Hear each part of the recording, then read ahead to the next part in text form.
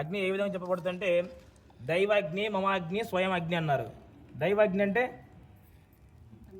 దైవాగ్ని అంటే దేవతా కార్యక్రమం ఉపయోగించే అగ్ని దైవాగ్ని అంటారు. మమ అగ్ని అంటే మన కోసం అంటే మన కోసం దేనికి ఉపయోగిస్తాం మనం? వంట కాదండి, ఈ మధ్య వచ్చిన గ్యాస్ అని ఇంతకుముందు దేనికి ఉపయోగించారు? మమాగ్ని అంటే ధూమపానం తాగడానికి ఇలా ఉపయోగించేవాళ్ళు మమాగ్ని అంటే. తర్వాత స్వయం అగ్ని అంటే వంటకు ఉపయోగించే అగ్ని స్వయం అగ్ని అంటారు. అంటే మనం సృష్టించే స్వయంగా. అంటే మనకు అగ్ని 3 విధాలుగా చెప్పబడుతుంది. అంటే ఇక్కడ దైవాగ్ని, మమాగ్ని, స్వయం అగ్ని. ఇక్కడ మనం చేసే అగ్ని ఏమిటిది? దైవాగ్ని స్వయంగా వస్తుందా? రాదు కదా. కాబట్టి అక్కడ దైవని యజ్ఞేశ్వరుని ఆవాహన చేసి అందులో చేసి ఆ యొక్క కార్యక్రమం చేస్తున్నాం. తర్వాత స్వాహాన్యప్పుడు మాత్రమే మనం వేయమని చెప్తున్నాం.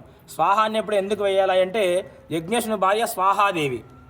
అంటే మనము ఎప్పుడైతే స్వాహాన్యప్పుడు వేస్తామో ఆమె నోరు తెరుచుకుంటుంది. ఇలాగా ఆ నోరు తెరుచుకొని ఎవరికైతే హోమం చేస్తున్నాం, ఇప్పుడు గణపతి హోమం చేస్తున్నాం, గణపతి దగ్గరికి వెళ్ళి చెప్తుంది, అయ్యా పలానా వాళ్ళు పలానా హోమం చేస్తూ ఉన్నారు, వారి కోరిక నెరవేర్చని చెబుతుంది. అంటే కోరికని ఎందుకు నెరవేర్చాలని గణపతి అడిగితే వాళ్ళు నాకు అందుగా ప్రతిఫలంగా ఆ యొక్క ఆజ్యాన్ని అంటే నెయ్యిని సమర్పిస్తున్నారు. కాబట్టి వారి